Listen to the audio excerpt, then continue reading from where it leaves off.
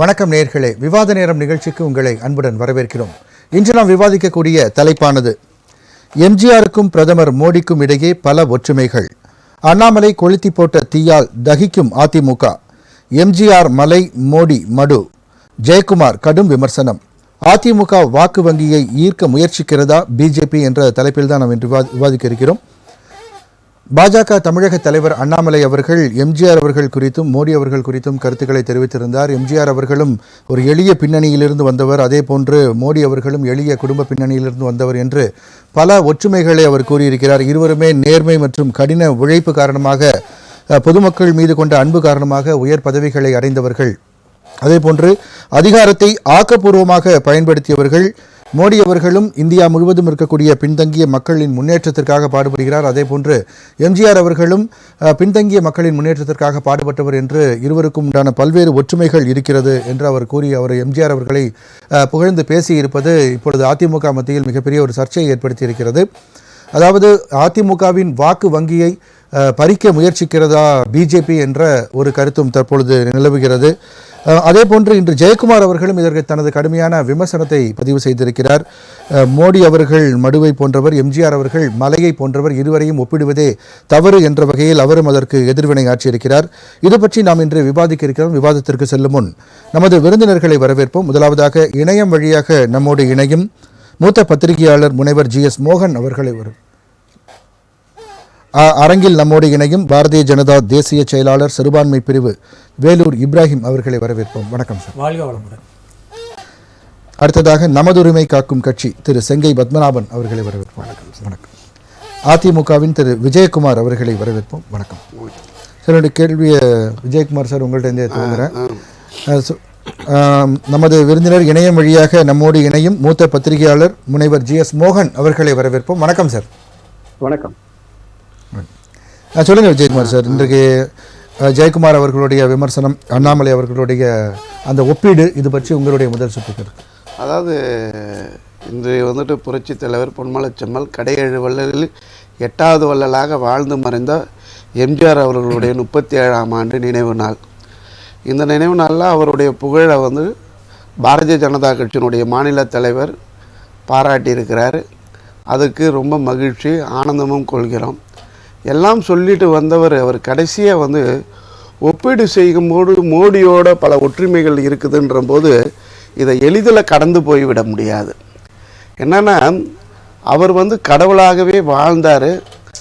கடவுளாகவே நாங்கள் எல்லாம் வழிபடுகின்ற தொண்டர்கள் நாங்கள். அதாவது அதே போல் ஒரு பிறவி இனி மனித பிறவியை பிறப்பாங்களான்றதே ரொம்ப சிரமம். 1917 பிறந்து 1927 கும்பகோணத்தில் அவர் நாடகத்தில் நடிக்கும் போது அந்த ஒரு மாதம் ஃபுல்லாக நடிச்சுட்டு அந்த ₹1 ₹2 சம்பளத்தை எடுத்துக்கிட்டு வீட்டுக்கு வரும்பொழுது வரும் வழியில் ஒருத்தர் ஐயா பசிக்குதையான்னு கேட்கும்போது அந்த பணத்தெல்லாம் எடுத்து கொடுத்த தானம் தர்மம் நான் மகாபாரதத்தில் தான் படித்தது உண்டு. கர்ணன் தொட்டில் குழந்தையாக பிறக்காமல் படகு பிள்ளையாக அவன் பிறந்த காரணத்தினால் அந்த படகுல அவன் பறந்து போய்கொண்டிருக்கிற போது வானத்தில் இருக்கிற கந்தரவன் அந்த குழந்தையினுடைய அழகை பார்த்து மெச்சிருக்கும் போது கையை நீட்டிய போது அந்த கர்ணன் ஏதோ நம்மளிடம் தான் கேட்கிறான். குழந்தைய பருவத்தில் இருக்கும் பொழுதே எடுத்து நகையை கொடுத்து, அதாவது வில்லி புத்தராருடைய மகாபாரதத்தில் படித்தது ஞாபகத்துக்கு. ஏன்னா பிறவிலே கொடுக்குற எண்ணம் இருந்தால்தான் கொடுக்க முடியும். அப்படி எம்ஜிஆர் அவர்கள் அப்படி வாரி வழங்கி கொடுத்தார். அவர் அதுக்கப்புறம் பார்த்தீங்கன்னா 37 சினிமாவில் நடிக்கிறாரு. 1957 வரையும் சினிமாவில் ரொம்ப கஷ்டப்படுறாரு. 57 கதாநாயகனாக நடிக்கிறார். 67 MLA-வாக ஆகிறார். 77 முதலமைச்சர் ஆகிறார். 87 மறைந்தார். இப்படி புரட்சித் தலைவர் எம்ஜிஆரை பற்றி நிறைய விஷயங்கள். அவருடைய கற்பகம் ஸ்டுடியோவில் ஒரு தொண்டன் தயங்கிப்படி பத்திரிகையை வச்சு நிற்கிறார். அந்த தொண்டனை கூப்பிடுறார் என்னான்ட்டு. ஐயா, என்னுடைய திருமணம் நடக்குது, இந்த நாளில் என் திருமணத்திற்கு நீங்கள் வந்தீங்கன்னா தான் நான் தாலி கட்டுவேன், இல்லைன்னா தாலி கட்டாமல் நான் காத்து கொண்டே இருப்பேன் அப்படின்னு சொல்லி. அப்படிலாம் இல்லை, நான் சொல்றது தொண்டனை அந்த அளவுக்கு ஈர்த்தார் எம்ஜிஆர். அதன் பிறகு பார்த்தீங்கன்னா மாப்போசி அவர்கள் MLC-யா இருக்கும் போது சட்டமன்ற வளாகத்துள்ளேயே நுழைந்து சுற்றி வராராம். அவர் எம்ஜிஆர் கேட்கிறாரு, என்னங்க இந்த சட்டமன்றத்துக்குள்ளுக்கே இருக்கிறீங்களேன்ட்டு. இல்லப்பா வெயில் காலமா இருக்கு, வீட்டுல போனா இங்கேயாவது ஏர் கண்டிஷனர் இருக்கு, வீட்டுல ஏர் கண்டிஷனர் இல்லை, எனக்கு வெக்க தாங்காது அப்படின்றது. அவரை மாப்போசி அவர்களை வைத்துக்கொண்டே நீங்க இருங்க அப்படின்னு சொல்லி பேசிக்கினேன். வீட்டுக்கு அமைச்சு இவர் போறதுக்குள்ளுக்கு ஏர் கண்டிஷனர் அமைச்சு அப்படிலாம் கொடுத்து இது பண்ணவர் புரட்சி தலைவர் எம்ஜிஆர். இப்ப அவரோட மோடி ஒப்பிட முடியாதுன்னு சொல்லல. அதாவது மனிதர்கள், எந்த மனிதர்களும் ஒவ்வொரு மனிதர்களுக்கும் உங்களை என்னோட ஒப்பிட முடியாது, என்ன உங்களோட ஒப்பிட முடியாது, யாரும் யாரோடும் ஒப்பிட முடியாது. அவர்களுக்கு அவர்கள் சிறந்த. இப்ப வந்து அதுதான் அவர் வாழ்ந்து மறைந்த தெய்வமா இருக்கிறாரு. எங்க 2 கோடி தொண்டர்களுக்கு மேல நாங்க தெய்வமா வழிபடுகிறோம். இன்னைக்கு லட்சக்கணக்கான இடத்துல புரட்சி தலைவர் எம்ஜிஆருடைய படம் வைத்து வழிபாடு நடத்துகின்ற அதிமுக தொண்டர்களுக்கு வந்து ஒரு பாரதிய. நான் கேட்கிறேன், எப்படி ஒன்றாக முடியும்? சுயம்புவா ஒரு கட்சி 1972 அக்டோபர் திங்கள் 17ஆம் நாள் அனைத்து இந்திய அண்ணா திராவிட முன்னேற்ற கழகம் என்கின்ற கட்சியை ஆரம்பித்து நிறுவன தலைவராக இருந்து முதலமைச்சரானவர். பிஜேபியை வந்துட்டு திரு நரேந்திர மோடி அவர்கள் தோற்றுவித்த கட்சியா? அவருக்கு இப்படி ஒப்பீடு செய்வது எப்படி சரியாகுமா? இதெல்லாம் 20,000 புஸ்தகங்களை படித்த எங்களுடைய பாரதிய ஜனதா கட்சியினுடைய தலைவருக்கு தெரியாம போனதுதான் எங்களுக்கு மன கஷ்டமா இருக்கு.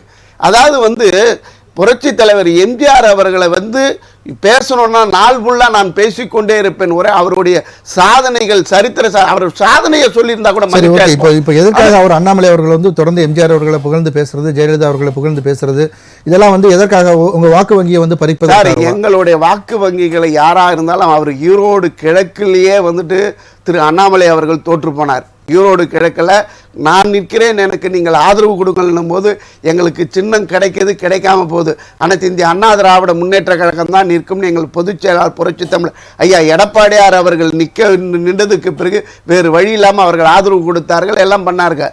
அதாவது வந்து அவர்கள் ஒரு ஏக்நாத் சிண்டேவை அதிமுகவில் உருவாக்க நினைத்தார்கள், அது தோல்வி அடைந்து விட்டார்கள். அதற்காக வேண்டிய வேற ஏதாவது ஒரு வழியில் அதிமுக தொண்டர்களை ஈர்த்து விடுவோமா என்று பகல் கனவு காண்பதுதான் இன்னைக்கு எம்ஜிஆரை புகழ்ந்து பேசி திரு நரேந்திர மோடி அவர்களோடு பாரத பிரதமரோடு இணைத்து பேசுகிறார். நான் என்ன சொல்றேன், அவரை புகழ்ந்து பேசுகிறேன். நிறைய அதிமுகவினரே எங்களுக்கு வந்து வாழ்த்து தெரிவிச்சிருக்காங்க. இப்ப இருக்கிற அதிமுகவினரே நிறைய பேர் இந்த மாதிரி நான் ஒப்பீடு செஞ்சு பேசினதுக்கு வாழ்த்து தெரிவிச்சதா அண்ணாமலை இன்னைக்கு அதுக்கு பதில் உரை கொடுத்தாங்க. அப்படியா இருந்தா எங்களுடைய ஜெயக்குமார் அண்ணன் மலைக்கும் மடுவுக்கும் என் வித்தியாசம் என்று சொல்றார். அவர் அப்படி சொல்லிட்டு ஒரு கிடையவே கிடையாது. அதாவது எங்களுடைய புரட்சி தலைவர் எம்ஜிஆரோட யாராலும் இந்தியாவில் வசிக்கின்ற யாராலையும் ஒப்பீடு செய்ய முடியாத ஒப்பற்ற தலைவன் எம்ஜிஆர் அவர்கள். திரு வேலூர் இப்ராஹிம் சார், இதை நீங்க எப்படி பாக்குறீங்க சார், இந்த ஒப்பீடு, இந்த விமர்சனங்கள் பத்தி? முதலில் என் தொப்புள் குடி உறவுகளான கிறிஸ்துவ சகோதர சகோதரிகளுக்கு இதயம் கனிந்த கிறிஸ்துமஸ் நல்வாழ்த்துக்களை நான் தெரிவித்துக் கொள்கிறேன். அன்புக்குரிய அதிமுகவை சார்ந்த சகோதரர் நிறைய விஷயங்களை பேசினார். முதல்ல ஒப்பீடு என்பது ஒரு உன்னதமான தலைவர், புரட்சி தலைவர், அவரோடு அவருக்கு குறைவாக அல்லது அவரை விட ஒரு தாழ்வு நிலையில் உள்ள ஒருவரை ஒப்பிட்டால் உண்மையாகவே கோபப்படுவது நியாயமானதாக நானுமே ஏற்றுக்கொள்வேன். ஆனால் பாரத பிரதமர் திரு நரேந்திர மோடி அவர்களை ஒப்பீடு என்ற அடிப்படையிலே பேசலை.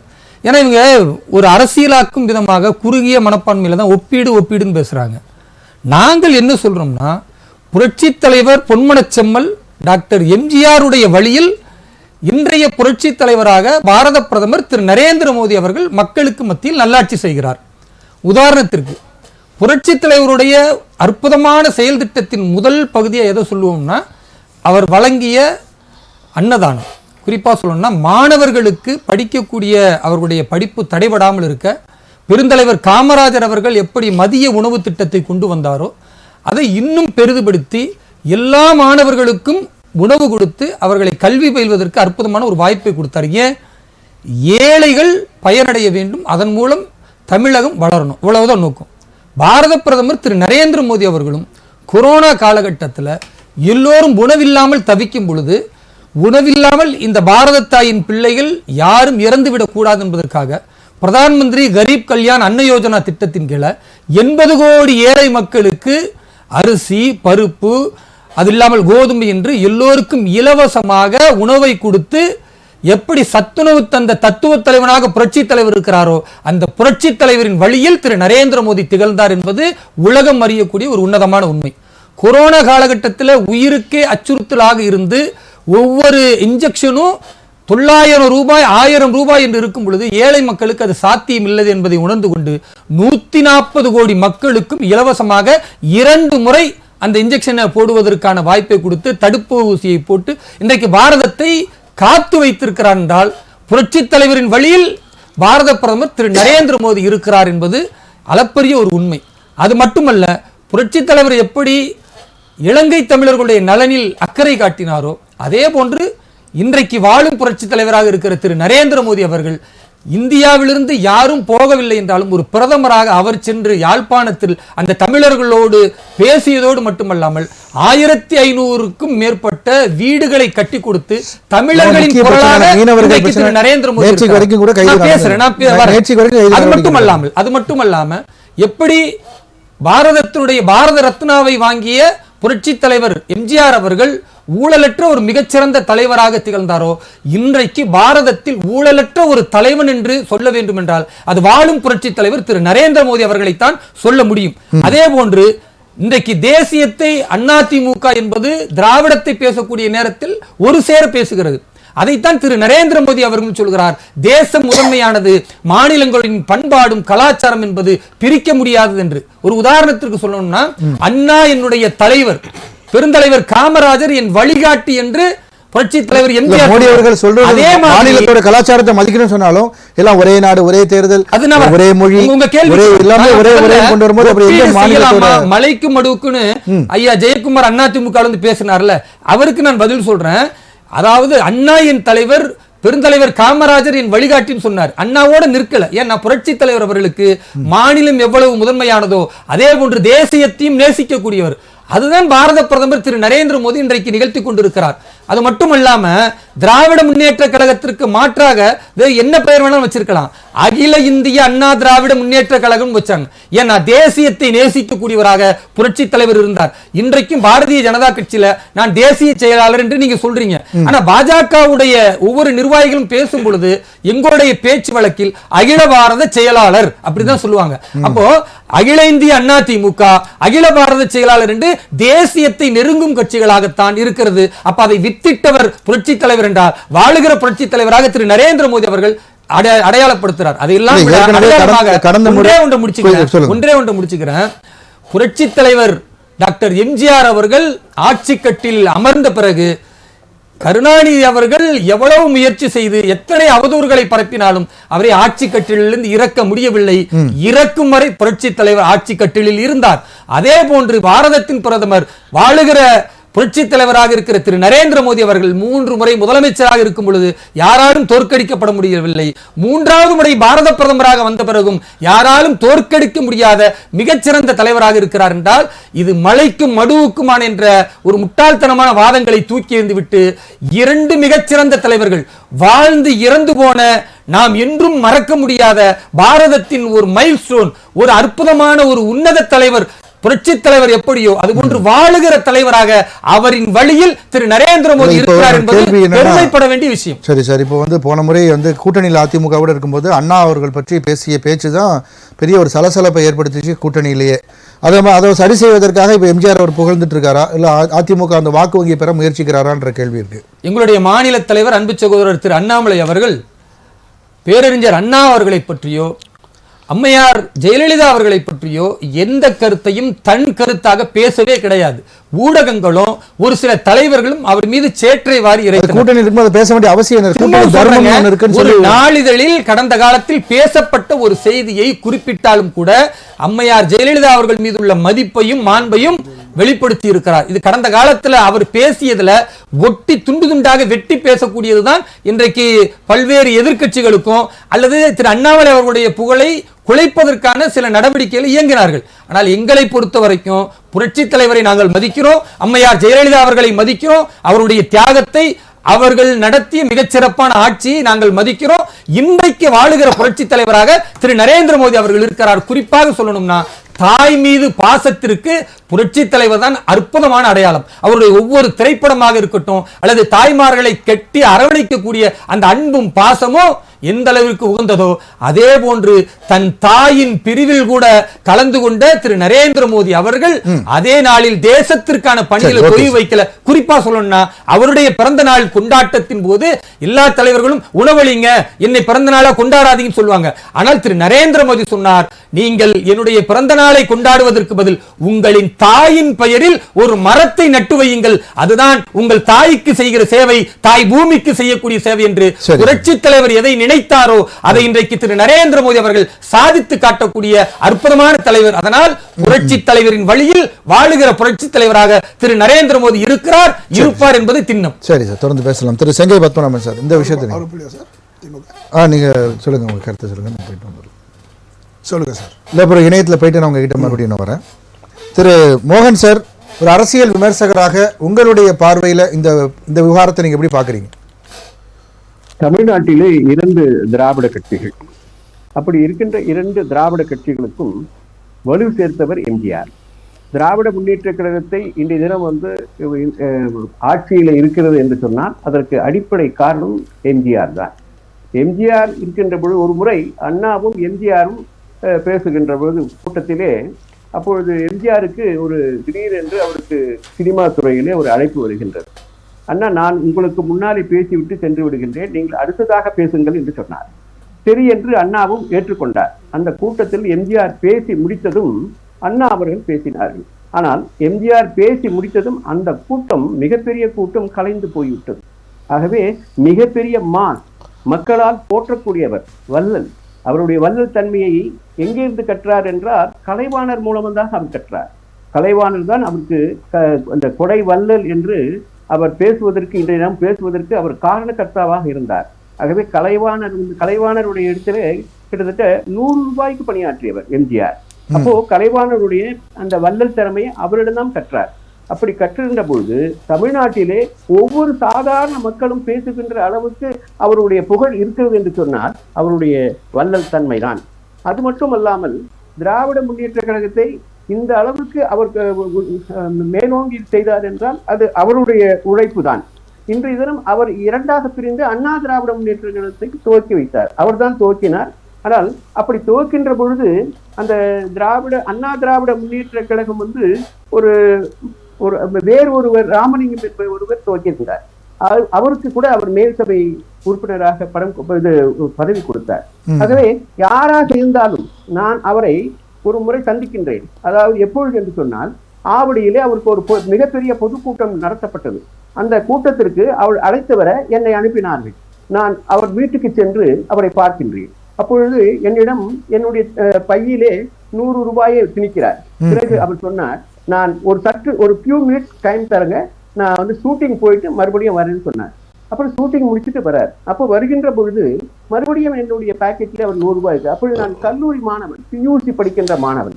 அந்த 100 ரூபாய் என்று பெறுகிறது மிகப்பெரிய பணம்.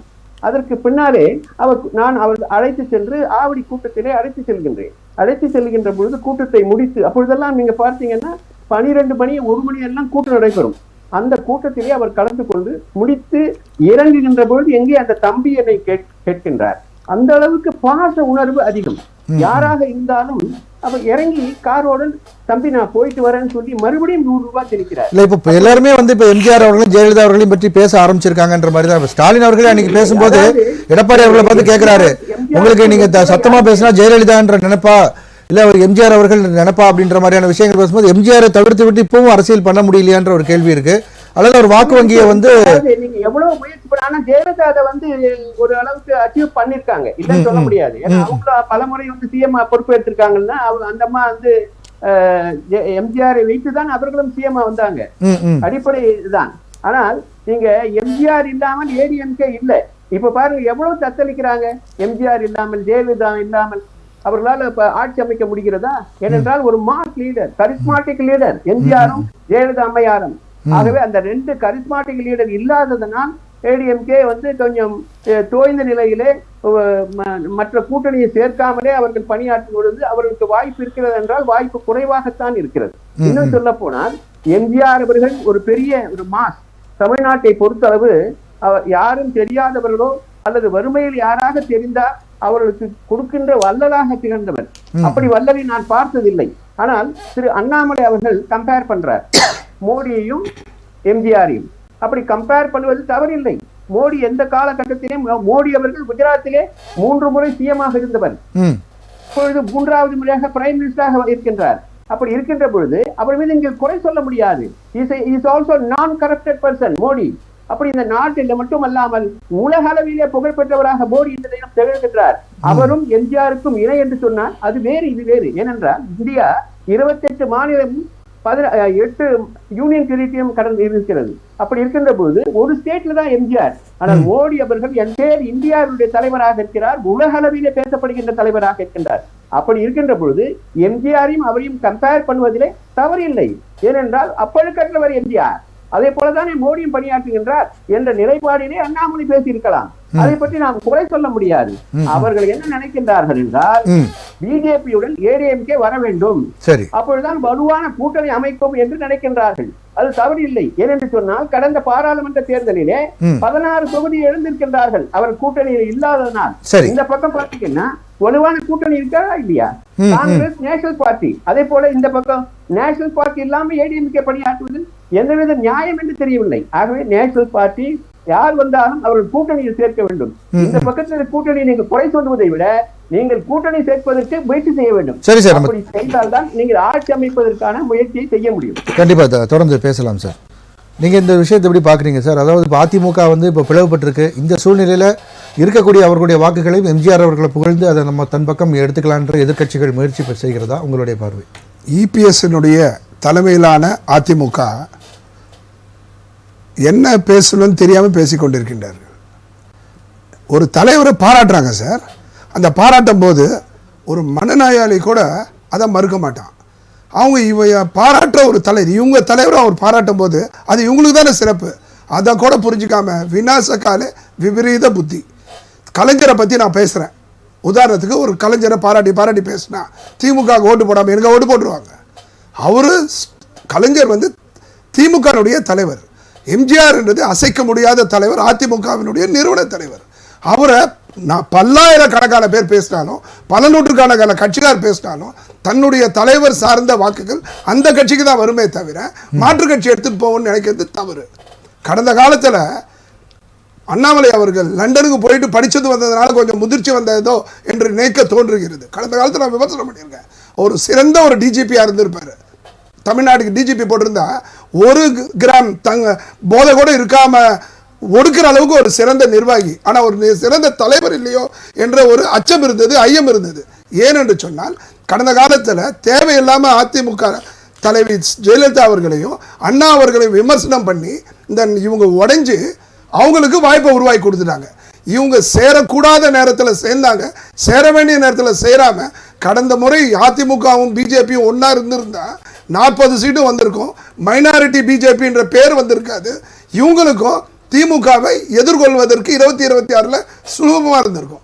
அதை மனதில் கொள்ளாமல் என்ன பண்ணாங்க, இவங்க எதிர்ப்பு பண்ணி அதை உடைச்சாங்க. எடப்பாடி அவர்களுடைய அந்த ஆளுமை திறனை நிரூபிக்க வேண்டிய கட்டாயத்தில் இருந்ததுனால கூட்டணி இல்லாம தனியா ஜெயிக்கணும் அப்படின்னு கொஞ்சம் தொலைநோக்கு பார்வை இருக்கணும் சார். எதிலுமே தயவு செஞ்சு புரிஞ்சுக்கோங்க. ஜெயலலிதா அவர்கள் தனிமையில் தனிச்சொல் எடுத்து நின்று இருக்காங்க. கூட்டணியும் வரலாற்று சிறப்பு மிக்க மெகா கூட்டணியை அமைச்சிருக்காங்க.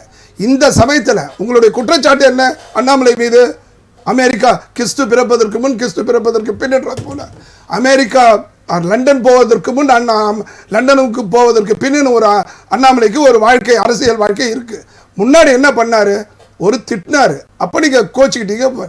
இப்ப உங்களை பாராட்டுறாருங்க, போக வேண்டியதானே? இல்லன்னா பாராட்டி ஒப்பீடு பண்ணும்போது அது சிறப்பு தானே. அவர் அண்ணன் சொன்னாரு, சிறப்பா சொன்னாரு. இவரும் சகோதரர் சொன்னாரு, சிறப்பா சொன்னாரு.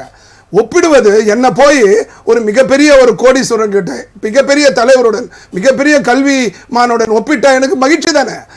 என்னை விட தாழ்ந்த நபரா இருக்கிறவங்க கிட்ட ஒப்பிட்டா தானே பிரச்சனை. அதை சிறப்பா சொன்னாரு. 36 மாநிலம் யூனியன் டெரிட்டரி கொண்ட ஒரு மோடி அவர்களுடன் ஒப்பிடுவது தவறில்லை. இவர் என்ன சொல்றாரு? மக்களை ஈர்த்த தலைவர் எம்ஜிஆர் சொல்றாரு. இவர் மாநில தலைவர், மக்களை ஈர்த்த தலைவர். அவர் அகில இந்திய ரீதியில மக்களை ஈர்த்த தலைவர். அதுல மாற்று கருத்து. தயவு செய்து திமுக நிச்சயமாக தோற்கடிக்கப்பட வேண்டும். அது மக்களுடைய தேவை.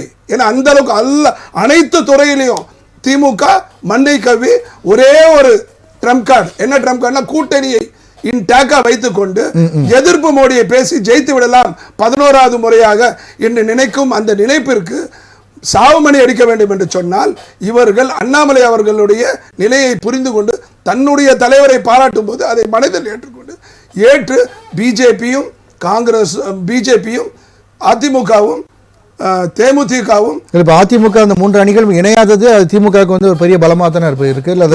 அது வாய்ப்பு இருக்குல்ல, உங்களை பாராட்டுறாருல, அதை நீங்க பயன்படுத்திக்க வேண்டியதானே. பிஜேபி உள்ள வைங்க சார். நீங்க சிறுபான்மை மக்களுக்கு ஒருபோதும் அதிமுக தீமையை செய்யாது. அது எம்ஜிஆர் தொட்டு ஜெயலலிதா தொட்டு எடப்பாடி தொட்டு அதை சிறுபான்மை மக்கள் நம்பணும், நம்பித்தான் ஆகணும். அப்படி நம்பலன்னா கடந்து போங்க.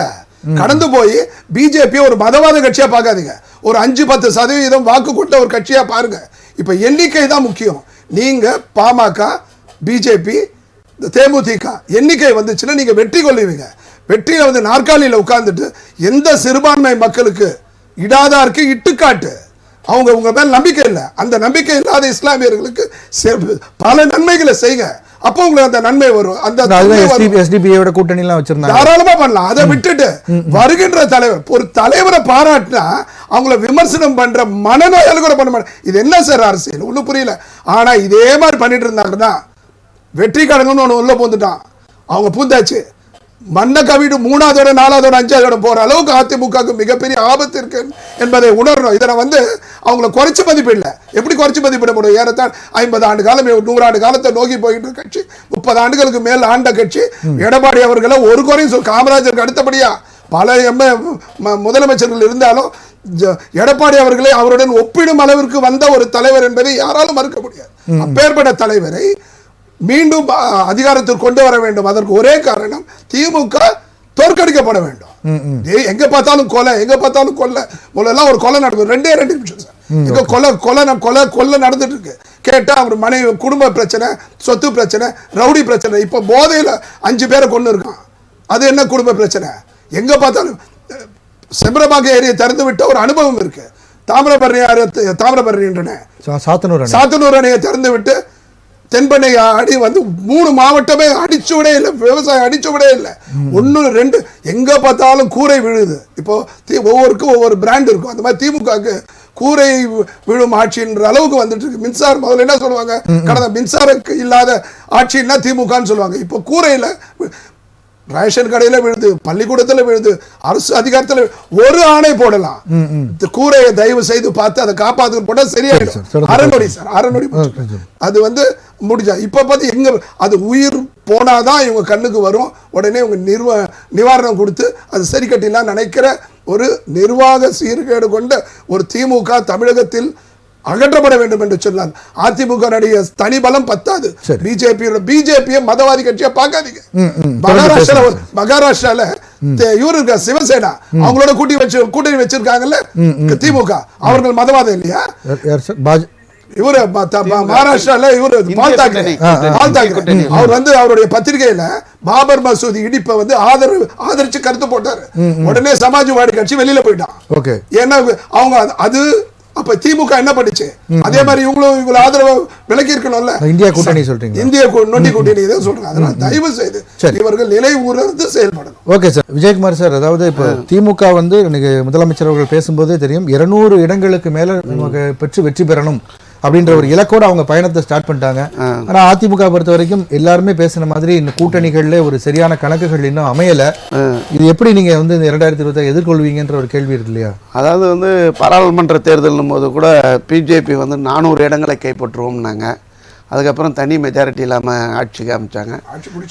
அதே போல் அவர்கள் வந்து நாங்கள் அதுவும் 200ன்றதில்ல, இருமாப்புடன் 200ன்னும் போது தான், அதாவது அவர்களே அது திமுகவுடைய ஆட்சி வரலாற்று நீங்க பாத்தீங்கன்னாவே இல்ல அவங்க இருமாப்புறதுனால ஒரு விஷயத்தையும் சொல்லியிருக்காரு. நான் வந்து 200க்கு மேல சொல்றதுனால எல்லாரும் அசால்ட்டா இருந்துடாதீங்க, தொண்டர்கள் எல்லாம் உழைப்ப போடணும் அப்படின்ற ஒரு பாயிண்டே மென்ஷன். கண்ணு கட்டி தூரம் வரை எதிரிகளே இல்லைன்னு பிற கட்சிகளை மாதிரி நான் சொல்லல அப்படின்றதையும் அவர் சொல்றாரு. அதாவது இருங்க நிலைப்பாடு இப்படியே போச்சுன்னா இருமாப்புல இல்ல அடுத்துட்டு ஜெயிச்சிருவாங்க 230. சரி, தொடர்ந்து பேசுங்க. அதாவது நான் பேசும்போதே அவர் குறுக்கிட்டதுனால இதாயிட்டு, அதாவது 200 இடங்களில் வந்து கைப்பற்றுவோம்ன்றது அவங்க சொல்கிறாங்க, அவங்களுடைய நினைப்பு. அதாவது அவர்களுடைய இது 2 வாட்டி ஆட்சி தொடர்ந்து 5 ஆண்டுகள் ஆட்சி செய்தா, அடுத்த 5 ஆண்டுகள் தொடர்ந்து ஆட்சி செய்ததா வரலாறு திமுகவுக்கு கிடையவே கிடையாது. சரி. 2வது என்ன பார்த்தீங்கன்னா, அவங்க 1967 இன்றைய வரையும் தேர்தலில் கூட்டணியை நம்பி தான் அவர்கள் தேர்தல் காலத்தை சந்தித்து கொண்டிருக்கிறார்கள். அதிமுக நாங்கள் 2014 தனித்து நின்று ஜெயித்த வரலாறு எங்களிடம் உண்டு. அதேபோல் அண்ணன் பேசும்போது சொன்னார், ஒட்டுமொத்த தமிழகமே இன்று வந்து திமுகவுக்கு வந்து எதிர்ப்பான மனநிலையில் இருக்கு, எதிர்ப்பான ஒரு மனநிலையில் இருக்கு. எங்களுடைய பொதுச் அறுவடை செய்ய நீங்க தயாரா இருக்கீங்க? அறுவடை செய்ய சின்ன விஷயத்தை சுட்டி காட்டுறாங்க. எம்ஜிஆர் அவர்களை வந்து புகழ்ந்து பேசுறத கூட நீங்க வந்து அதை ஏத்துக்க முடியாத மனநிலையில இருக்கீங்க அப்படின்ற மாதிரி. இல்ல சார், நாங்கள் வந்து சொல்றோம் எம்ஜிஆரை இன்றைக்கு எல்லோருமே புகழ்றார்கள். புகழ்றத நாங்க தப்புன்னு சொல்லல.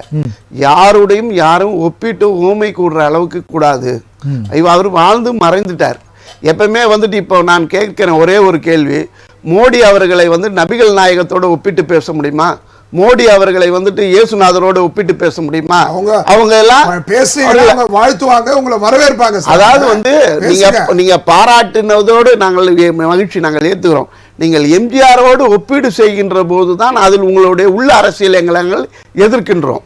அது அண்ணன் பேசும்போது சொல்றாரு, ஈழத்தமிழர்களுடைய பிரச்சனைகள், தமிழக மீனவர்களுடைய பிரச்சனைகள் நாங்கள் தீர்த்துட்டோம்ன்றாரு. அதாவது 2009 முள்ளிவாய்க்காலுக்கு அப்புறமும், அதாவது ஈழப்போர் பிரச்சனை முடிவுக்கு அப்புறம் தமிழக மீனவர்கள் நிம்மதியாக போய் தமிழகம் கடல் எல்லையில் மீன் பிடிக்க முடியவில்லை. இன்னைக்கு கூட தமிழக மீனவர்களை கைது செய்கிறார்கள், அவர்களுடைய படகுகளை பறிமுதல் செய்கிறார்கள், அவர்களுக்கு பிணை ஜாமீன் கொடுக்கறதுக்கு கோடிக்கணக்கான ரூபாய்களை கட்ட சொல்லி சொல்றாங்க. இன்னைக்கு உலகம் ஃபுல்லா பரவிய நம்மளுடைய பாரத பிரதமர் அவர்கள் சுட்டிக்க போடுற ஒரு சுட்டிக்கா நாடு, சுண்டக்கா நாடு, ஒரு சிறிய நாடு. அந்த நாடு நம்மளுடைய தமிழக மீனவர்கள் இந்திய மீனவர்கள் இல்லையா? பாகிஸ்தான்ல இருந்து போய் பஞ்சாப் மீனவர்கள் மீன் பிடிக்கிறார்கள், அவர்களுக்கு எதுவும் ஆகுவதில்லை. ஆனால் நம்மளுடைய தமிழ்நாட்டில் இந்தியாவில் இருக்கின்ற தமிழக மீனவர்கள் போய் மீன் பிடிச்சா போய் உயிரோடு திரும்புவோமா, வீடு திரும்புவார்களா என்று ஏக்கத்தோடு பெண்கள் காத்திருக்கின்ற வேளையில் அவர்களை கைது செய்து அவர்களுடைய படகுகளை பறிமுதல் செய்து பிணைத்தொகையாக கோடி ரூபாய்க்கு மேல கட்ட சொல்லி ஒரு இலங்கை அரசு சொல்கிறது என்றால், அதை தடுக்கக்கூடிய இடத்தில் இருக்கின்ற திரு நரேந்திர மோடி அவர்கள் பாரத பிரதமர் என்ன செய்து கொண்டிருக்கிறார் என்ற கேள்வியை நாங்கள் இங்க கேட்கிறோம். அதுக்கு பதில் சொல்லுங்க. அதாவது வந்து ஒரு இது, மாணவனை நான் புகழ்வேன் ஆனா ஆசிரியரை நான் விமர்சனம் பண்ணுவேன் அப்படின்னு சொன்னா அதை ஏத்துப்பாங்களா அதிமுக தொண்டர்களே? யார் மாணவர் எம்ஜிஆரை இன்னைக்கு புகழ்றீங்க, அவருக்கு ஆசிரியராக இருந்த பேரறிஞர் அண்ணாவை நீங்கள் வந்து விமர்சனம் செய்வதான இதானது? இன்னைக்கு அண்ணன் சொல்றார், அவர் எப்பயோ பேசினது அதை வெட்டியும் ஒட்டியும் போட்டு விட்டார்கள். அதுக்கு மறுப்பு அறிக்கையோ ஒரு விளக்கத்தையோ அறிக்கையோ இந்தியாவிலையும் திரு பாரதிய ஜனதா கட்சியினுடைய மாநில தலைவர் திரு அண்ணாமலை அவர்கள் சொல்லவே இல்லையே. இப்ப இது பண்ணலையே. நான் பேசும் போது நானும் குறுக்கிட்டேன். ஒரு நிமிஷம் சாதகமா பேசுறத இலகுவா மண்ணை தூக்கி தன் தலையில போடுகிறார். எங்களுக்கு வந்து அரசியல்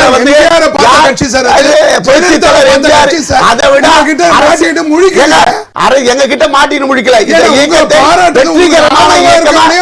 கொண்டு போய் இந்த வெற்றி இயக்கம் எங்களுக்கு தெரியும். எங்கள் புரட்சி தமிழர் எடப்பாடியார் பொதுச் செயலாளராக வந்து அவர் கிளை செயலாளராக இருந்து பொதுச் செயலாளரா இந்த இயக்கத்திற்கு வந்திருக்கிறார்னா அவர் எவ்வளவு அனுபவங்களை அவர் கற்றிருப்பார் அரசியல் என்பது அவருக்கு தெரியும். இந்த இயக்கத்தை வெற்றி பெற வைத்து 2026 தொடர் தோல்விகளா இருக்கட்டும் அல்லது பல்வேறு உதாரணத்துக்கு கவலைப்பட வேணாம். ஒரே நிமிஷம், அம்பேத்கர் அவர்கள் விஷயத்துல கருத்து சொல்லல, அது மாதிரியான பல்வேறு விமர்சனங்கள் தான் தொடர்ந்து வந்துட்டே இருக்கு. தவிர எனக்கு வாக்கு வங்கியை பலப்படுத்தும் விதமான என்ன நடவடிக்கைகள் சொல்லல. அம்பேத்கரை பத்தி யார் பேசுறாங்களோ இந்த நாடு அவர்களை புறந்தள்ளும் சொல்லி சொன்னது அதிமுக. உடனே நாங்கள் சொன்னோமே, நாங்க எல்லாத்துக்குமே நாங்க இது பண்றோமே, நாங்கள் ஒதுங்கி போய் விடவில்லை. திமுகவை சார்ந்து பேசுற வழக்கறிஞர் சொல்றாரு, 2019 சட்டமன்ற தேர்தல், பாராளுமன்ற தேர்தல் 2019, 2021 சட்டமன்ற தேர்தல், 2024 பாராளுமன்ற தேர்தலை நாங்க ஏன் தோத்தோம்ன்றது அவருக்கு தெரியும். தெரிஞ்சிருந்து மீண்டும் அவர் திமுக ஜெயிக்க வேண்டும் என்பதற்காக வேண்டி அவர் வந்து தன்னுடைய செய்கையை சரி செய்வதற்காக திமுகவுடைய அரசு திமுகவுடைய வழக்கறிஞர் பேசுறாரு. வழக்கறிஞர் அவரு கட்சி வளரணும்னு பேசுறாரு. வரப்போறது 2026. தயவு செஞ்சு ஒரு நிமிஷம் இருங்க, உங்க நன்மைக்கு சொல்றேன். 2026 உங்களுடைய தேர்தலுங்க. நீங்க இப்ப மோடியையும் மத்திய அரசையும் பேசிட்டு இருக்கீங்க. இப்போ மீனவர் பிடிபட்டதுல மிகப்பெரிய அரசியல் இருக்குங்க. அவங்க ஏன் மத்திய மாநில அரசால் தடுக்கப்படவில்லை? சரி, ஓகே. அவங்க அங்க கைது செய்தாங்க.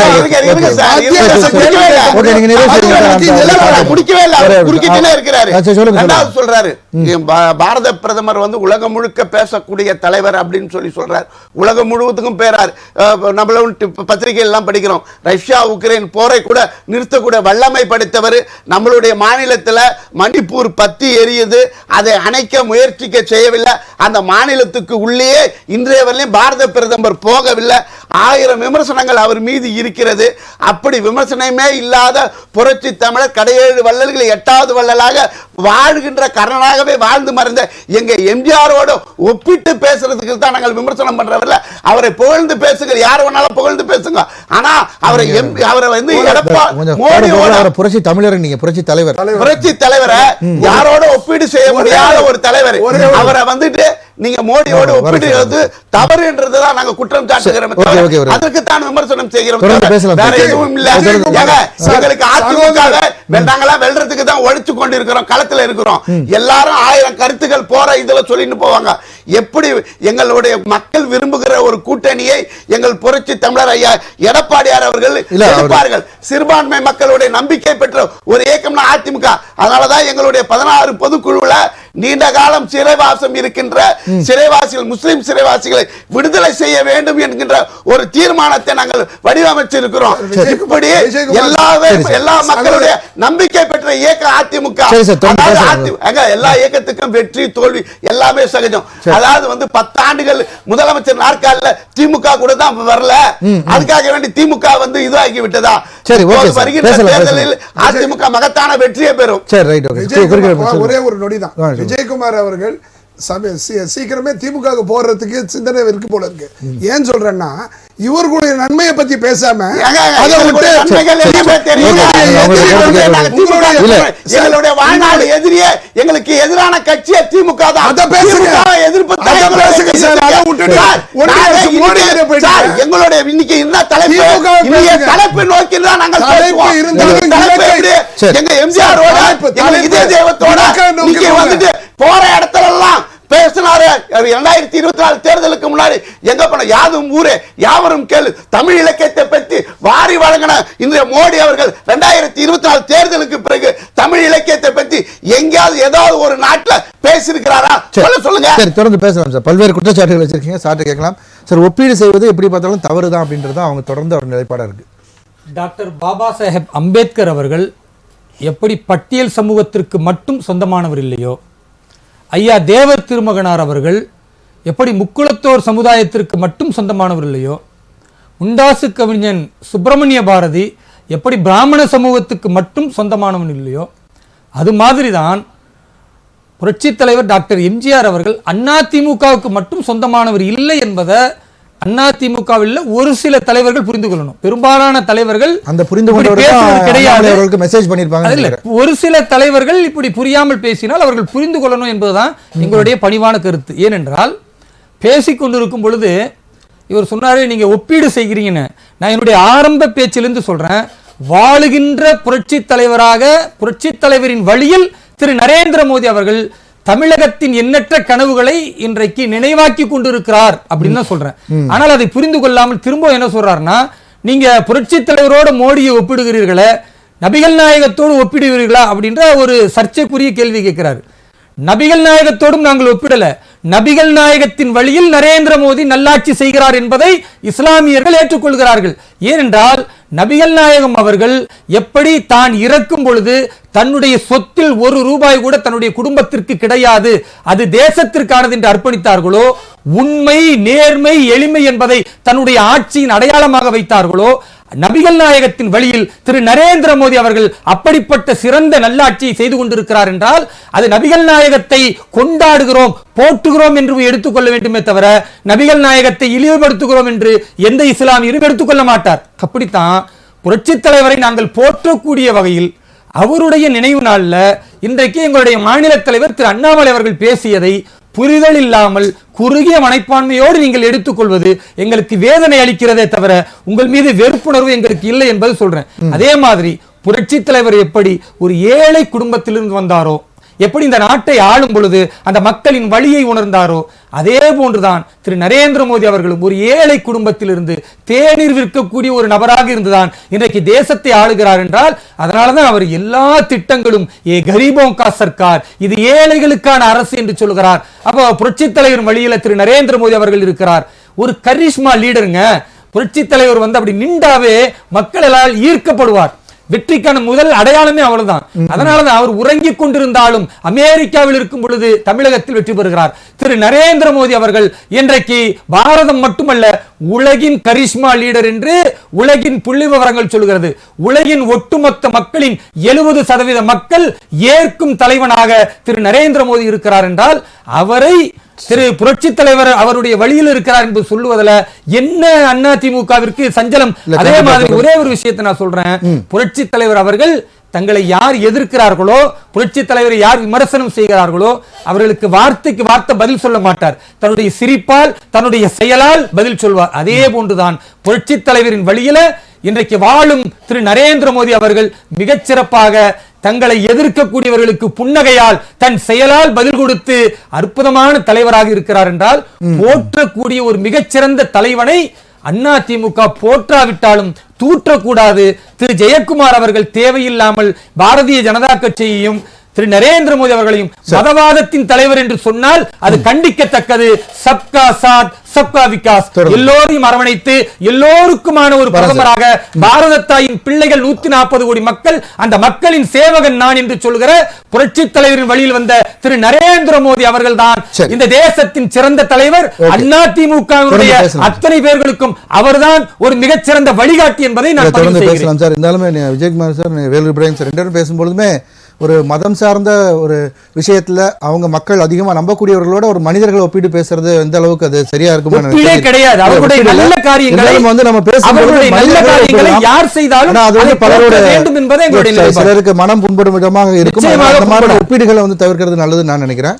ஒரே ஒரு சொல்லுங்க சார். இப்ப இவங்க சொன்னாங்க, நீங்க கேள்வி கேட்டீங்க, பிஜேபி வந்து வாக்கை கவருவதற்காக, அதிமுக வாக்கை பெறுவதற்காக பேசுறாங்க.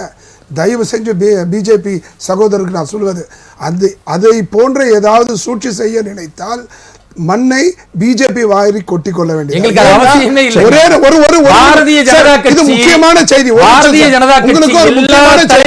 ஒரு நிமிஷம், இந்த தேர்தலில் திமுக மீண்டும் வெற்றி பெற்றால் இதனுடைய நேரடி பாதிப்பு அகில இந்திய ரீதியில் உங்களுக்கு தான். Minority BJP will come down to 1 to 125. ஏன்னா திமுக மாநிலத்தை தாண்டி பிரச்சாரம் செய்தால் அது பிஜேபிக்கு மிகப்பெரிய ஆபத்து. அதை உணர்ந்து தற்போது காங்கிரஸ் வேண்டுமா வேண்டாமா, அதிமுக தோற்கடிக்க வேண்டுமா என்பதை நினைத்து மனதில் கொண்டு இவர்களை ஆதரித்து உங்களுடைய 2026க்கு அதிமுக வெற்றிக்கு நீங்கள் பாடுபட்டால், உழைத்தால் எதிர்காலத்தில் 2031 பார்லிமெண்ட் தேர்தலில் உங்களுக்கு தொடர்ந்து பேசலாம். ஜனதா கட்சி யாரை ஆதரிக்க வேண்டும் என்பதை எங்களுடைய தேசிய தலைமை அடுத்த வருடம், இப்ப நம்ம டிசம்பர் 2024 பேசுறோம்னா 2025 டிசம்பர்ல அதை முடிவு செய்வார்கள் தவிர, எங்களை பொறுத்தவரை ஹிந்துத்வா என்கிற பண்பாட்டை கலாச்சாரத்தை மீட்டெடுக்கக்கூடிய எல்லோரையும் அரவணைக்கிற சித்தாந்தத்தில் எங்களுடைய களப்பணி தொடரும். வாக்கு வங்கிக்காக யார் காலிலும் விடமாட்டோம், யாரையும் தயவு செய்ய மாட்டோம். எங்கள் கொள்கையில உறுதியா இருக்கும். திரு மோகன் சார், அதாவது இப்போ 200க்கு மேல திமுக ஜெயிக்கும்ன்ற இவ்வளவு கான்பிடென்ட் காரணம் இப்படி மற்ற எதிர்கட்சிகளுக்கு இடையே இருக்கக்கூடிய இந்த மாதிரியான சில பணிப்போர்கள் அல்லது வார்த்தை போர்கள் ஒரு முக்கிய காரணியா இருக்குமா சார்? அடிப்படை பார்த்தீங்கன்னா இந்த தினம் கூட எம்ஜிஆர் அவர்களுடைய 37வது நினைவு தினம். அவரை போற்றுவதற்கு அடிப்படை காரணம் என்னன்னா, நீங்க பாத்தீங்கன்னா இன்னைக்கு இந்தியாவிலேயே எந்த மாநிலத்திலும் இல்லாத அளவுக்கு பிற்படுத்தப்பட்டவருக்கு 50%, தாழ்த்தப்பட்டவர்களுக்கு 18%, என 69% இட ஒதுக்கீட்டை கொண்டு வந்தவர் எம்ஜிஆர். அதுதான் அடிப்படை பேசிக். ஏன்னா நம்ம நாட்டினுடைய வளர்ச்சி நீங்க எம்ஜிஆர் இல்லை என்றால் தமிழ்நாட்டிலே அதிமுகவும் திமுகவும் திராவிட கட்சிகளே இல்லை. ஆக அந்த திராவிட கட்சியை தூக்கி நிறுத்தியவர் 69% சட்ட பாதுகாப்பு வாய்ந்தது ஜெயலலிதா அவர்கள் அப்படின்றது கருத்துக்கள் நமக்கு தெரியும். பாதுகாப்பு வேறு. அது கொண்டு வந்த இடைப்படையில கொண்டு வந்தது எம்ஜிஆர். 68% இடஒதுக்கீட்டை அறிமுகப்படுத்திய சமூக நீதியாளர் அறிமுகப்படுத்துறாரு அவர்தான். அது அவங்க கொண்டு வராங்க, அது வேற. ஆனா அறிமுகப்படுத்துறாரு இல்லையா, அது மிகப்பெரிய சாதனை. தமிழ்நாட்டிலே ஏழைகளாக இருக்கின்ற, அதுவும் குறிப்பாக தாழ்த்தப்பட்ட மக்களை உயர்த்த வேண்டும் என்பதுதான் எம்ஜிஆருடைய கொள்கை, அடிப்படை கொள்கை. பார்த்தீங்க, ஏனென்றால் அவர் தான் அண்ணன். இல்லாதவருக்கு கொடுக்கின்றவர்கள் ஏன் இல்லாமல் இருக்கின்றார்கள் என்றால் அடிப்படை கல்வியை கொடுக்க வேண்டும். தாழ்த்தப்பட்டவர்கள், பிற்படுத்தப்பட்டவர்களுக்கு கல்வி இடஒதுக்கீட்டிற்கு தர வேண்டும் என்பதுதான் அவருடைய அடிப்படை கொள்கை. அதனால்தான் அரசியலுக்கே வந்தேன் என்று சொன்னார். அதனாலதான் எம்ஜிஆர் அவர்கள் இல்லாத திமுகவோ அது இடம்பெறுவது மிக கடினம். ஏனென்று சொன்னால் எம்ஜிஆர் இப்போ மோடி அவர்களை கம்பேர் பண்றாங்க. கம்பேர் பண்ணுவது தவறில்லை. ஏன்னா அந்த அளவுக்கு உயர்ந்த உள்ளம் படைத்தவர் எம்ஜிஆர். அதே போல மோடியும் சாதாரண ஆள் இல்லை. கம்பேர் பண்றாங்க. அவர் பாருங்க, எம்ஜிஆர் போல பணியாற்றுகின்றார், எம்ஜிஆர் போல மக்களுக்காக பணியாற்றுகின்றார், எம்ஜிஆரை போல மற்ற எல்லா துறையிலும் அவர் கவனம் செலுத்துகிறார் என்று சொல்லுவதிலே தவறில்லை. ஆனால் எதற்காக சொன்னார்கள் என்றால் ஏடிஎம்கே தனித்து நின்றால் அப்ப மோடி ஆட்சி ஓகேவா உங்களுக்கு? 15 ஆண்டு 13வது வருஷமா அப்ப மோடி ஆட்சியை நீங்க ஓகே ஏத்துக்கிறீங்களா? நீங்க மோடி ஆட்சியை நீங்க ஏத்துக்கிறீங்களா? அது சொல்லுங்க, வைக்கல சொல்லுங்க, அது சொல்லுங்க. மோடி ஆட்சியை நீங்க ஏத்துக்கிறீங்களா? இந்த ஆட்சின்னு அவரே சொல்றாருங்க. நீங்க மோடி ஆட்சி, நீங்க மோடியோடு ஏன் கூட்டணி வைக்கலன்னா எங்களுக்கு வலிமையான கூட்டணியை எதிர்க்கணும். நீங்க சொல்லுங்க, அது புரிய தெரியும். எல்லா அரசியலும் பார்த்துட்டு வந்தவர் தான் எங்கள் புரட்சி தமிழர் எடப்பாடியார். எளிதாக எங்களோட நீங்க போட்டி 10% உள்ள வருது சார் வாக்கு. அதை வாங்க பாருங்க, தவறில்லை. நல்லா புரிஞ்சுக்குங்க. இந்த பக்கம் காங்கிரஸ் நேஷனல் பார்ட்டியோட கூட்டணி டிஎம்கே, அதே போல கூட்டணி நீடிக்குதான் பாருங்க. இன்னும் 1.5 வருஷம் இருக்குது. என்ன தவறு? பாடம் வரல. எம்ஜிஆரோ அல்லது ஜெயலலிதாவோ செல்வ பெருந்தகை சொல்றாரு எக்கு கூட்டணின்னு சொல்றாருங்க. வலுவான கூட்டணியை நீங்கள் அடிக்கடி குறை சொல்கிறீர்களே தவிர்த்து நீங்கள் கூட்டணி வைப்பதற்கு ஏன் தயங்குகின்றீர்கள்? 2026 மாநில சட்டமன்ற தேர்தல் உங்களுடைய சூழ்ச்சி அரசியல், புகழ்ச்சி அரசியல் எங்களுக்கு தெரியும். இல்ல தொடர்ந்து திமுக தரப்பிலிருந்து 2024 நடந்த தேர்தல், பாராளுமன்ற தேர்தல் மோடிக்கும் ராகுலுக்கும் நடந்த தேர்தல். 1982 புரட்சி தலைவர் அவங்க கேக்குறது பாராளுமன்ற தேர்தல் நாங்க தோத்துதான் இருக்கிறோம். ஆனா ஒரே ஒரு நிமிஷம், சட்டமன்ற தேர்தல் நாங்க எப்படி அவங்க ஒரு நேஷனல் பார்ட்டி கூட நீங்க அலையன்ஸ் இல்லாம எப்படி சென்ட்ரல் கவர்மெண்ட் ஒரே நிமிஷம் அவருடைய இது எனக்கு தெரியாதா? வர சார் அவங்க இணையத்துல பேசுறேன். அப்படி வறுமை இல்லாத சாதாரண அது எங்களுக்கு பிரயோஜனம் இல்லை. அப்படின்னா தேர்தல் விட்டு நீங்க தனிச்சு நில்லு. அப்படின்னா தனிச்சு நில்லுங்களா? சரி, திமுக தனிச்சு நில்லுங்க. அப்ப திமுக தனிச்சு நிக்கிறது தைரியம் சொல்லுங்க. கூட்டணி தான் பலமா இருக்கு. தனிச்சு நிற்போம். தமிழ்நாட்டுல எல்லா கட்சியும் தனிச்சு நிற்போம். தனிச்சு நின்று ஜெயிக்கிற தைரியம் திராவிடம் திமுக சட்டம் உங்களுக்கு இருக்கா? நாங்க தைரியமா தனிச்சு நிற்போம். நான் சொல்றேன், உங்களால சொல்ல முடியுமா? சரி சரி, 2 கோடி உறுப்பினர்கள் நீங்கள் பெற்றதே. நீங்க தனிச்சு நில்லுங்க. சரி, வரேன் சார், வரேன். நீதி வாக்குகள் எங்கே? சார், திரு மோகன் சார், உங்களுடைய நிறைவு கருத்தை நீங்க சேர்த்தே பதிவு பண்ணுங்க சார், இந்த ஒப்பீடுகள் குறித்து. அதனாலதான் நான் என்ன சொல்றேன்னா, வலுவான கூட்டணி அமைச்சு வலுவான கூட்டணியில் இருக்கின்ற திராவிட முன்னேற்றத்தை எதிர்த்தீங்கன்னா அப்ப மக்கள் யாரை விரும்புகிறார்கள் என்று தெரியும். ஆகவே நீங்க கூட்டணியை வைக்க வேண்டும் என்று தான் சொல்கின்றோம். மக்களுக்கு அது எங்களுடைய கருத்து, எங்க கட்சி விவகாரம், அதை நாங்க பாத்துக்கிறோம். கூட்டணியில் இருக்கின்ற கட்சியை நீங்க ஏன் விமர்சிக்கிறீங்க? அப்ப அது மட்டும் உரிமை இருக்கா? திருப்பி கேட்கிறேன். எந்த கட்சியாக இருந்தாலும் அவர்கள் பேசுவதற்கு உரிமை உண்டு. நாங்கள் நல்லதை தான் சொல்கின்றோம். மோடி மிகப்பெரிய தலைவர், உலக அளவில். ஆகவே நீங்க சொல்லுவதெல்லாம் மக்கள் ஏற்றுக்கொள்ள மாட்டார்கள். சரி, நல்ல தலைவருங்க அவரு. நீங்களும் பாரதிய ஜனதா கட்சி நீங்களும் கூட்டணி வச்சுங்க. திமுகவும் நேஷனல் பார்ட்டி காங்கிரஸ் கூட்டணி வையுங்கன்னு தான் சொல்றோம். அப்பதான் வலுவான கூட்டணியோட இருந்தாதான் நாங்கள வலுவா மோத முடியும். சும்மா சாதாரண அவர் மோகன் சார், அது நீங்க சூழ்ச்சி அரசியல் சொல்றாரு. அவங்க பாஜக கூட ஒருங்கிணைந்த சிறுபான்மை ஓட்டு மறுபடியும் உங்களுக்கே வந்துரும் அப்படின்ட்டு.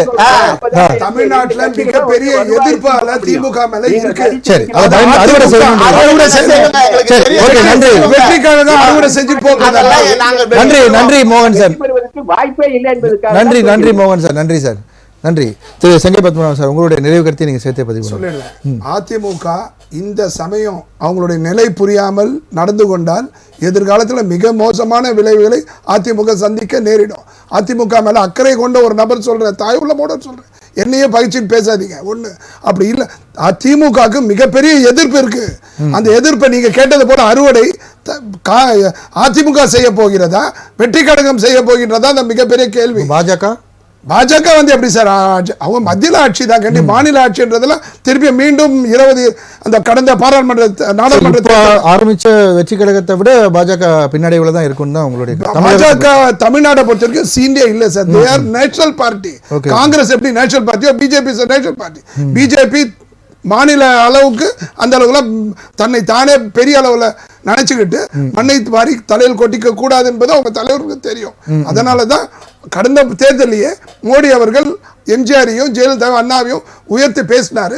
அது லண்டன் போயிட்டு இருந்தோம், இப்போ வந்து சரி கூட்டணி வச்சிடலாம் அப்படின்ற முடிவுக்கு வந்திருப்பாரோ. வந்தால் நன்மை, திமுக அகற்றப்படும். இல்லை என்று சொன்னால் நீங்க பண்ற தவறு, நீங்களும் பிஜேபியும் தனிமைப்பட்டு போனாலும் திமுக அது வாய்ப்பாமையும், அந்த வாய்ப்பை அமைந்தாலும் அதை முறியடிக்க வெற்றி கழகம் வந்ததினால் தமிழக மக்கள் 7 கோடி மக்களுக்கு மண்வாரி தலையில் கொட்டி கொள்ளாத அளவுக்கு ஒரு வாய்ப்பை, ஒரு முடிவை மக்கள் எடுப்பார்கள். சரி, ஓகே சார். நன்றி சார். உங்களுடைய நிறைவு கருத்து. மறைந்த புரட்சித் தலைவர் எம்ஜிஆர் அவர்களுடைய கனவுகளை, எண்ணங்களை இன்றைக்கு நடைமுறைப்படுத்தி காட்டக்கூடியவர் திரு நரேந்திர மோடி அவர்கள். அதனால் இதை ஒப்பீடு என்று பார்க்கக்கூடாது. ஒரு மிகச்சிறந்த தலைவனுடைய வழிகாட்டுதலை மக்களுக்கு நடைமுறைப்படுத்தி காட்டுறாருன்னா அதை போற்றணும். அது அதிமுகவில் ஒரு சில தலைவர்களுக்கு தெரியலன்னா தெரிந்து கொள்ள வேண்டும் என்று நான் விரும்புகிறேன். இன்னொன்று சொல்றதா இருந்தால், இப்போ சகோதரர்கள்லாம் கூட்டணிக்கு பாஜகவும் அதிமுகவும் சேர வேண்டும் என்று ரொம்ப பிரயாசித்து போடுறாங்க. எங்களுடைய பார்வை என்பது வரக்கூடிய ஒரு வருடம் பாரதிய ஜனதா கட்சியை சொந்த காலில் இங்கு நிற்க வைக்க வேண்டும். நாங்கள் அதாவது நோட்டாவுக்கு கீழன்னு சொன்ன அந்த வார்த்தைகளை முறியடித்து தனித்துவமாக ஒரு தேசிய கட்சி தமிழகத்தில் 1967க்கு பிறகு 11.5% வருகிறது என்றால் அது பாரதிய ஜனதா கட்சி மட்டும்தான். இது தமிழகத்தின் மிகப்பெரிய வரலாறு. அப்ப நாங்க வளர்ச்சியின் பாதையில் சென்று கொண்டு இருக்கிறோம். அந்த அடிப்படையில் அதிமுகவோடு கூட்டணியா இல்லை என்பதை எங்களுடைய தேசிய தலைமை முடிவு செய்யும். இறுதியாக ஒன்று சொல்றேன், இந்த சிறுபான்மை மக்கள் வாக்களிக்க கூடியது பாஜகவுக்கு இல்லை என்பது போன்ற ஒரு தோட்டத்தை தொடர்ந்து இவர்கள் பிம்பப்படுத்துகிறார்கள். சமீபத்தில் உத்தரப்பிரதேச மாநிலத்தில் குண்டர்க் என்ற தொகுதியில் 65% இஸ்லாமிய மக்கள் இருக்கிற அந்த பகுதியில் 1,75,000 வாக்கு வித்தியாசத்தில் பாஜகவுடைய இந்து கேண்டிடேட் ஜெயிக்கிறாரு. சமாஜ்வாதியினுடைய ஒரு இஸ்லாமிய கேண்டிடேட் வெறும் 25,000 ஓட்டு வாங்குறாரு. அப்ப இஸ்லாமியர்கள் பெரும்பான்மை மக்கள் பாரதிய ஜனதா கட்சிக்கு வாக்களித்திருக்கிறார்கள். வரக்கூடிய நாட்களில் இஸ்லாமிய மக்கள் வாக்களிப்பார்கள் என்பதற்கு ஒரு குண்டர்கி தொகுதி மாதிரி பல முன்னுதாரணங்களை என்னால் சொல்ல முடியும். காஷ்மீர் வேலையிலேயே 1,08,000 வாக்குகள் பாரதிய ஜனதா கட்சி தாமரைக்கு வாக்களித்திருக்கிறார்கள் என்றால் காஷ்மீர் மாநிலத்தில் உங்களுக்கு தெரியும், ஜம்மு வேறு காஷ்மீர் வேறு. 98% இஸ்லாமிய மக்கள் இருக்கக்கூடிய பகுதியில் 1,08,000 வாக்குகளை இன்றைக்கு பாஜகவிற்கு அந்த மக்கள் வழங்குகிறார்கள் என்றால் சிறுபான்மை மக்களையும் அரவணைக்கிற கட்சி பாஜக என்பதை மக்கள் உணர்ந்திருக்கிறார்கள். அதனால வரக்கூடிய தேர்தல் என்பது உண்மைக்கும் நேர்மைக்குமான போட்டியாக இருக்கிற கபட சூத்திரதாரிகள் இந்த தேசத்தை, குறிப்பாக தமிழகத்தை தவறான பாதைக்கு கொண்டு செல்லக்கூடிய திமுகவை ஒழிக்க வேண்டும். அதற்கு அனைத்து கைகளும் ஒருங்கிணைக்க வேண்டும் என்பதுதான் பாஜகவுடைய நோக்கம். அதை அதிமுக சிந்திக்க வேண்டும் என்று நான் திரும்ப திரும்ப பதிய வைக்கிறேன். நன்றி சார். உங்களுடைய நிறைவு கருத்து. ஒரே ஒரு பாயிண்ட் மட்டும் சார் சொன்னாங்க. இப்போ வந்து 2 கோடி தொண்டர்கள் சொன்னீங்க. செயற்குழு பொதுக்குழு கூட்டத்தில் எடப்பாடி அவர்கள் சொன்னாங்க, நம்ம குடும்பத்தில் உள்ளவங்க ஓட்டு போட்டே அவங்களே ஓட்டு போடலையான்ற ஒரு கேள்வி இருக்கு. அதுக்கு சேர்த்தே பதில் சொல்லி, அதாவது அதிமுகனுடைய தொண்டர்களுடைய இதயத்தில் தெய்வமாக வாழ்ந்து வருகின்ற புரட்சி தலைவர் எம்ஜிஆர், இதய தெய்வம் அம்மா அவர்களுடைய வழியில புரட்சி தமிழர் ஐயா எடப்பாடியார் இந்த இயக்கத்தை 2026 அரியணையில் ஏற்றுவார். அதிமுக தொண்டர்கள் அதுக்காக களம் ஆடிக்கொண்டிருக்கிறார்கள். அதிமுக தொண்டர்கள் வெகுண்டு எழுந்த போதெல்லாம் ஜனநாயக யுத்த களத்தில் வெற்றி பெற்றே இருக்கிறார்கள் என்ற வரலாற்றை 2026 படைப்பார்கள் என்பதை யார் வேணாலும் கருத்து சொல்லலாம், போலாம் வரலாம். அதிலே இருந்து இந்த இயக்கத்திற்காக வேண்டி வெற்றி பெறணும்னு அனைத்து இந்திய அண்ணா திராவிட முன்னேற்ற கழகத்தை தோளில் சுமக்கின்ற எங்கள் புரட்சி தமிழர் ஐயா எடப்பாடியாருக்கு இந்த இயக்கத்தை எப்படி வெற்றி பெற வைக்க வேண்டும் என்ற யுக்தி அவருக்கு தெரியும். நாங்கள் நிச்சயம் வெற்றி பெறுவோம். சரி, நன்றி நன்றி. நம்மோடு விவாதத்தில் பங்கு பெற்ற விருந்தினர்கள் அனைவருக்கும் நன்றி. மீண்டும் ஒரு விவாத நேரம் நிகழ்ச்சியில் சந்திப்போம் நேயர்களே. நன்றி, வணக்கம்.